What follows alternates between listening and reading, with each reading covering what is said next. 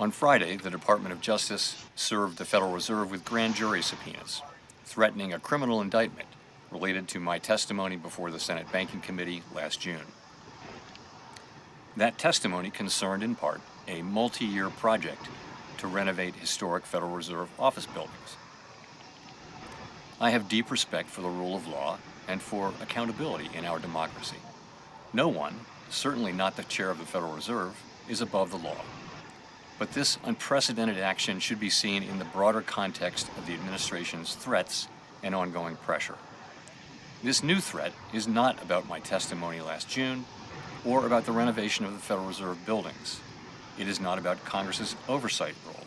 The Fed, through testimony and other public disclosures, made every effort to keep Congress informed about the renovation project. Those are pretexts. The threat of criminal charges is a consequence of the Federal Reserve setting interest rates based on our best assessment of what will serve the public, rather than following the preferences of the president. This is about whether the Fed will be able to continue to set interest rates based on evidence and economic conditions, or whether instead monetary policy will be directed by political pressure or intimidation. I have served at the Federal Reserve under 4 administrations, Republicans and Democrats alike. In every case, I have carried out my duties without political fear or favor, focused solely on our mandate of price stability and maximum employment. Public service sometimes requires standing firm in the face of threats. I will continue to do the job the Senate confirmed me to do, with integrity and a commitment to serving the American people. Thank you. Welcome to the Deep Dive. Today, we're doing a deep dive into just one single source, but it is critical. It's a public statement that was released by the Federal Reserve Chair Jerome Powell late on a Sunday evening. And that timing, that's your first clue right there about how serious this is. Right. The statement dropped at 7:30 p.m. EST on January 11th, 2026. Financial news, it usually breaks during market hours, maybe a Friday afternoon. Sure, to bury it a little. Exactly, but a Sunday night, especially about the head of the Fed. That signals a crisis, a full-blown level 10 crisis. We are talking about the chair's direct response to an explicit threat of criminal indictment. While he's still in office. While he is the sitting head of the U.S. Central Bank. This isn't about a quarter-point rate hike. This is about a challenge to the entire institution's independence. Okay, so let's unpack this, because honestly, the alleged reason for all this is what makes the story so wild and alarming. It's a paradox. It is. Powell frames the conflict for us right away. He asks, what is this action really about? Is the Department of Justice really going to war over a building renovation project? A multi-year historic building renovation project, no less. Or is this actually the executive branch trying to seize control over how the Fed sets interest rates? And that paradox, building repairs versus who controls the money, that's what gives this deep dive its tension. So for you listening, we have to start with the specific threat because the stakes just keep getting higher. Exactly. So Powell starts the statement by saying that on the Friday just before the Sunday release, the Department of Justice served the Federal Reserve. Served them with grand jury subpoenas. Right, and this wasn't just a request for information, it carried the threat of a criminal indictment. An indictment aimed directly at the chair. It's a serious legal move. And we have to be really clear about the stated subject of that threat. Because like you said, it sounds almost trivial. The DOJ's official focus was on Powell's testimony. Testimony he gave to the Senate Banking Committee back in June. And that testimony, according to the source, was all about the cost and the oversight of, that multi-year renovation project for the Fed's historic office buildings. It is just astonishing. We're talking about the head of the most powerful financial institution on the planet, potentially facing charges over testimony about, construction budgets. I know, but we do have to pause there. It's not just silly construction. Legally, for an indictment threat to even be on the table, the DOJ has to be alleging something serious happened in that testimony. Oh, absolutely. Things like lying to Congress under oath, misuse of public funds, obstruction. Exactly. So even if the topic sounds mundane, the legal jeopardy in testimony about spending is very, very real. And Powell obviously knew that, which is why his first move, his initial response in the statement, was very measured. Right. He was careful. He struck a tone of complete respect for legal authority. He stated he has a deep respect for the rule of law, and he even stressed that fundamental principle, quoting here, "No one, certainly not the chair of the Federal Reserve, is above the law." That part is so critical because by acknowledging that, he sets up his next move, which is to say, I respect the law, but I do not respect the motive behind this specific legal action. Yes. He immediately pivots to framing this whole thing as, quote, unprecedented. And he says we have to view it in the broader context of the administration's threats and ongoing pressure. And if you're trying to connect this to the bigger picture, I mean, administrations have always pressured the Fed, right? Oh, always. They've yelled at chairs, they've nominated friendly faces to the board, they've complained in public, but using the full prosecutorial power of the Department of Justice. To threaten a sitting chair with indictment. That is a qualitative leap. It's a whole different ballgame. This isn't just political disagreement anymore. It's an attempt at what you might call institutional decapitation. That's a fascinating way to put it. It moves from just making the chair's life uncomfortable to outright coercion. And this is where Powell really goes on the offensive. He does. He just flat out says it. The official reasons, the June testimony, the renovation, any concerns about oversight, he calls them all pretexts. He's not just questioning the basis, he's dismissing it completely. He's arguing the legal system is being used as a weapon. And to back that up, he makes a pretty strong counter-argument to weaken that pretext. Right, he says the Fed made every effort to keep Congress in the loop on this renovation. He mentions testimony, sure, but also repeated public disclosures, all the documents they provided to oversight. So if the Fed was being so transparent, it really does undermine the idea that you suddenly need a dramatic criminal investigation to uncover some secret about a remodeling project. This is the friction you really have to grasp. You have the chair of the Federal Reserve, on the record, publicly, claiming that the official reason for a potential criminal charge, A building renovation. is a complete manufactured cover story, designed to hide the true motive. So if the renovation is just a smokescreen, what does Powell say is the real reason? What's the perceived motive here? The statement is crystal clear on this. He says the true reason for all this is a direct, quote, consequence of the Federal Reserve setting interest rates based on our best assessment of what will serve the public, rather than following the preferences of the president. Wow.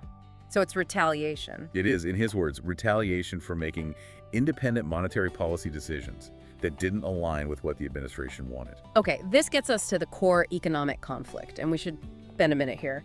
We have to differentiate between the two big levels that run the U.S. economy. Fiscal policy and monetary policy. Right. The administration controls fiscal policy. That's government spending, taxes, deficits, and, the president almost always wants low interest rates. Of course. It makes it cheaper to borrow money to fund government programs. It juices the economy. It helps with job growth before an election. But the Fed controls monetary policy. That's the interest rates, the money supply. And they have a dual mandate. That's key. Price stability and maximum employment. Let's make sure that's clear for you listening. Exactly. The Fed's job is to look at the economic data without political bias. If inflation is running way too hot, way above their target, their mandate says they have to raise rates to cool things down. And that action raising rates is almost always the exact opposite to what the president wants politically.